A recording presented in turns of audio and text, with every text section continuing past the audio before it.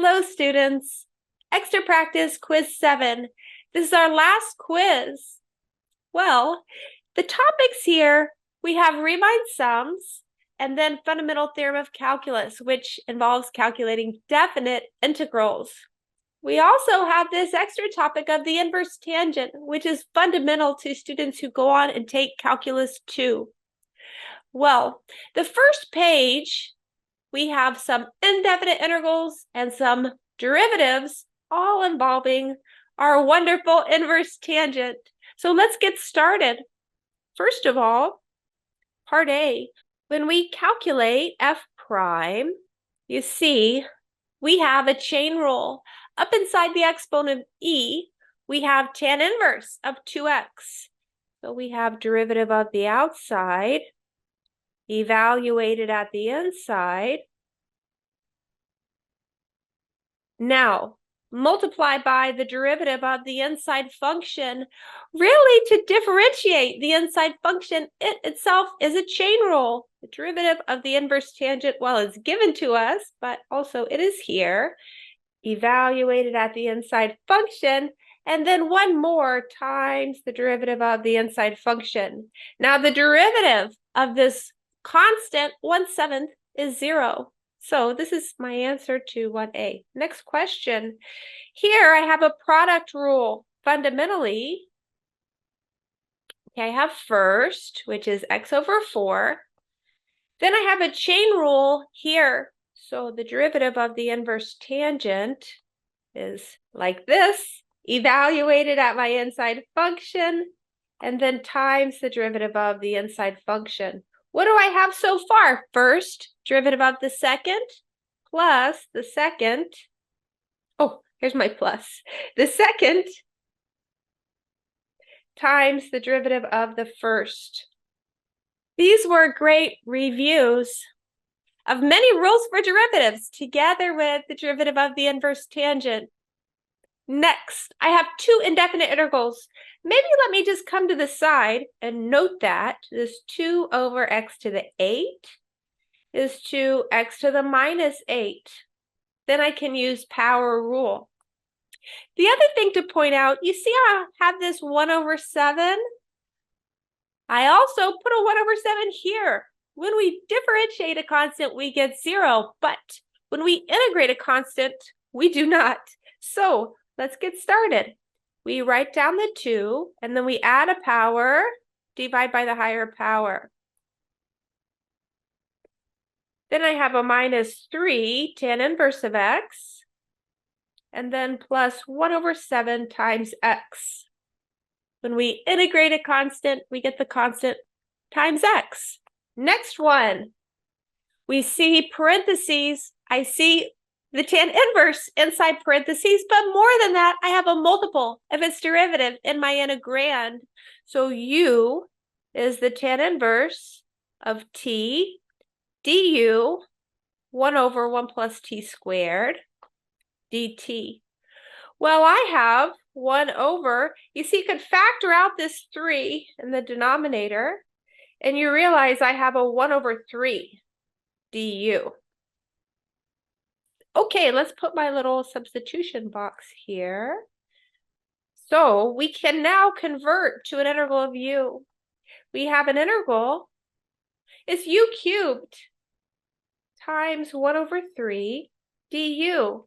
Now we integrate. This is power rule. So we have u to the 4th over 4. This is indefinite, so don't forget your plus c. Finally, we go back to t. So this is altogether a 1 over 12. Tan inverse of t to the 4th power plus c. Now, this is an inverse trig function. It is not a 1 over tangent, so we cannot write this as tan to the minus 4. It doesn't work like that. It is not an exponent. This is an inverse trig function. Okay, next page. Now we move on. We have some definite integrals. I love this first question. We want to show this definite integral is 0. In fact, I won't actually calculate the full thing. However, what do I notice here? Well, Up inside my exponent is something more than just a y. We have minus y squared. I also have a multiple of its derivative in my integrand. So this is substitution. U is minus y squared. Du minus 2y dy. Well, I have 3y dy. So I need to divide by 2 and multiply by 3. This will be minus 3/2 du. Now, I always change my limits of integration. In fact, this is what's going to help us here. So when y is minus 2, u is minus 2 squared, also known as minus 4. When y is 2, u is minus 2 squared, which is also minus 4. And so my integral, well, the upper and lower limits are the same. So we have minus 4 to minus 4 e to the u times minus 3/2 du. Well, this is definitely 0 because here, my upper and lower limits of integration are exactly the same. And so this would force the definite integral to be 0. Okay, that was a fun one. We have 3 more definite integrals on this page.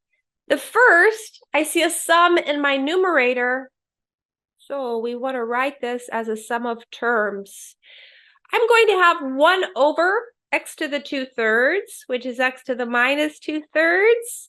And then we have x to the 1/3 over, maybe I will do this over here for a moment. X to the 1/3 over x to the 2/3. This is x to the 1/3 minus 2/3. So we have x to the negative 1/3. Okay, so let's rewrite that term. We have an x to the negative 1/3. Maybe I'll leave this up here while we work the problem, and then I will erase it.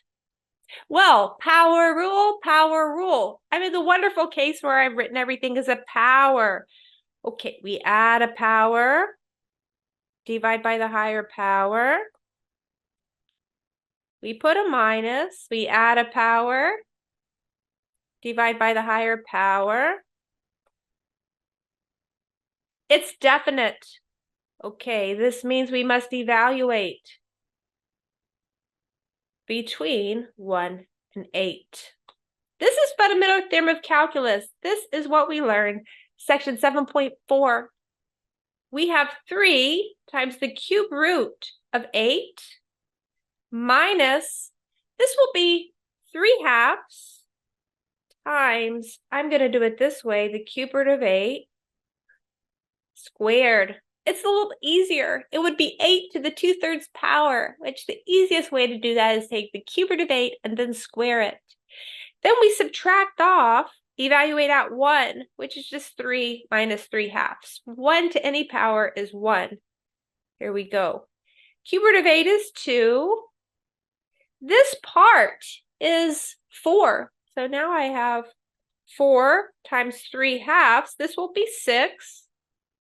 And then I have a minus. 3 minus 3/2 is positive 3/2. Oh, we have 6 minus 3/2. My answer is negative 3/2. This had a lot of algebra of exponents, but it's good for us to practice. Now, let me erase this side work of figuring out what power that I had. I see substitution. It is true, this is the cotangent, but I do not expect you to know an antiderivative for the cotangent. Substitution. My u is the sine of x.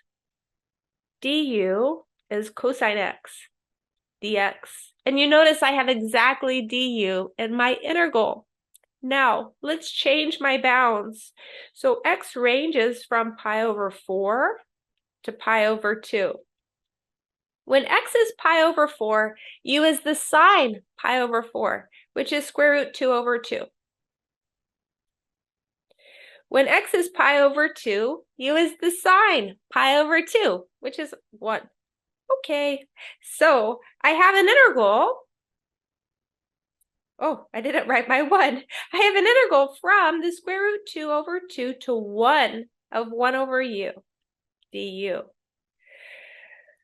Well, the nice thing is that was the hard work, because now what's an antiderivative for 1 over u?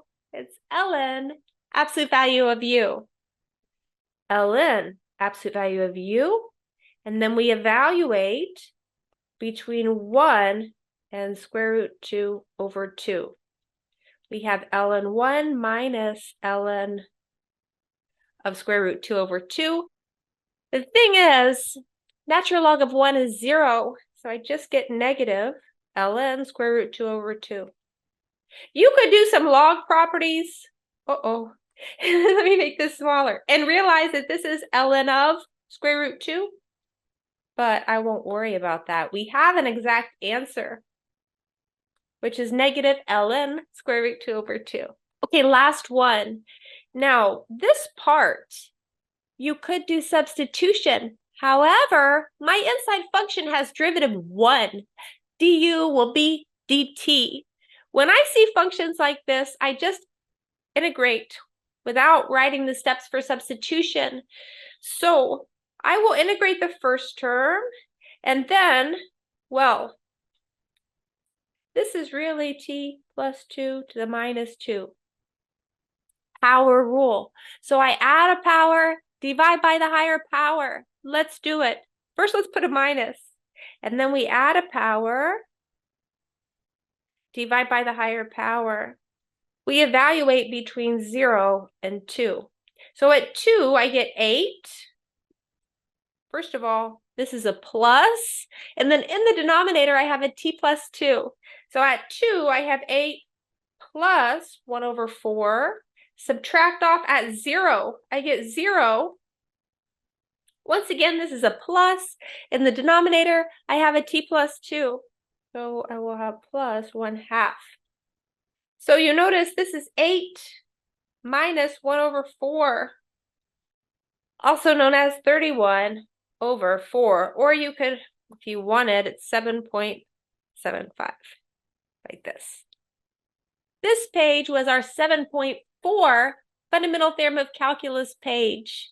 Now, let's move on to the 7.3 page, which is Riemann sums.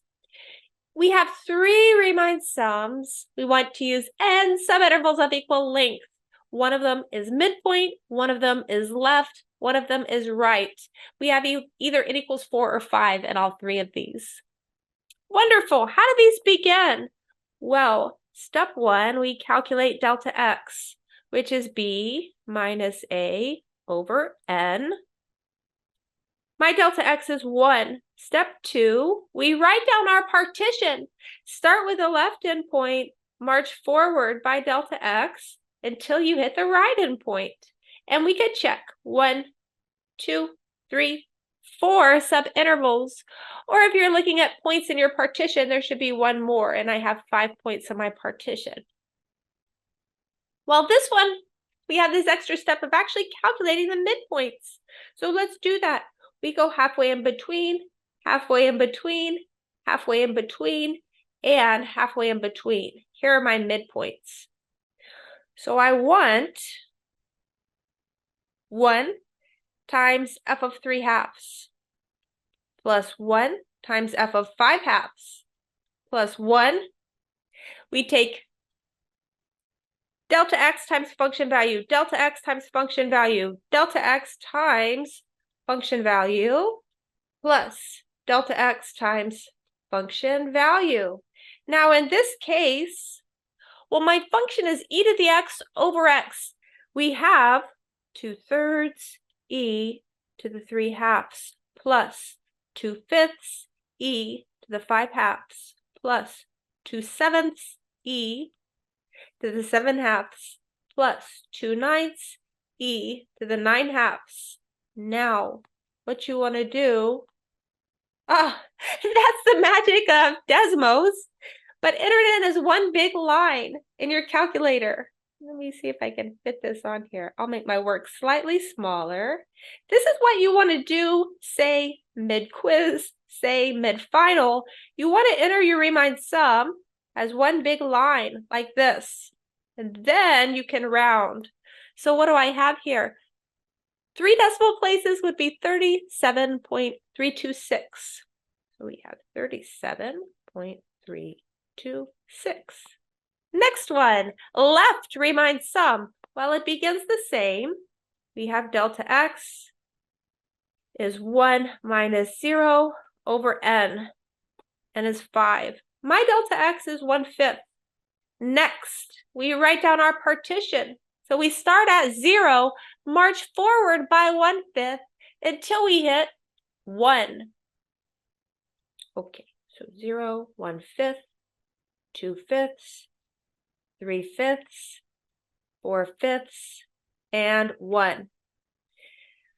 Now, we want a left Riemann sum. So let me underline all of these. We want left, left, left, left, and left. These are the left endpoints of each subinterval. Okay. Here, my delta x is 1/5. One thing we talked about in class is you can factor the delta x all out in front. Then what I want is f of 0 plus f of 1/5 plus f of 2 over 5 plus f of 3 over 5 and f of 4 over 5. Here is my Riemann sum. Well, now I need to evaluate my function. You see, I made this nice for you because when you square x, you will have a 25 in the denominator. So we can do this kind of quickly. We have a 1 over 5 out in front, and then we have, well, okay, ln1. In fact, we know ln1 is 0, but I will leave it like this. Then 25x squared is 1. So we have ln2. 25x squared for here would be 4. So we have plus 1 is ln5. And then for here, 25x squared is 9. Plus 1 is ln10. Okay, last one. For this x value, 25x squared is 16. And then we add 1. So we have ln17. Okay. Magic of Desmos. I did this in advance, but this is what you want to do. Of course, you can leave off the ln1. ln1 is 0, but generally, enter it as one big line in your calculator. And then we round. So maybe I will make my Riemann sum work slightly smaller so I can fit my Desmos screenshot. We have to 3 decimal places is 1.488. Wonderful. One more. Now on the quiz. Similarly, on the final, you'll just have one Riemann sum, but you don't know if it's going to be left, right, or midpoint. That's why on our extra practice, I put one of each. Okay, last question. Write Riemann sum on -4 to 6 with n equals 5. Once again, we begin the same way. Delta x is b minus a over n. My delta x is 2. Next, write down your partition. So we start at -4. We march forward by 2. Okay, so until we hit +6. I have -4, -2, 0, 2, 4, and 6. It is 5, so we should have 6 elements in my partition, and I do. Next, we want to write Riemann sum. So write, write, write, write, and write. I will factor out my delta x just as I did in the last example. What we want, I'll do it in 2 steps again. F of -2 plus f of 0 plus f of 2 plus f of 4 plus f of 6. Okay, we have 2. F of -2 would be 4 over 3. 4 over 3.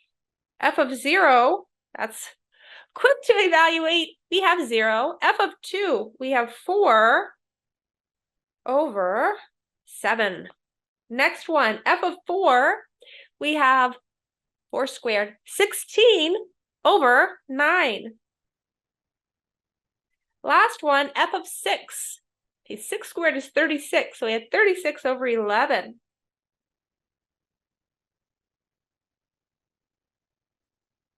Just like this, one line. Oh, it looks beautiful. Let's move it down here. And now we round to 3 decimal places, 13.911.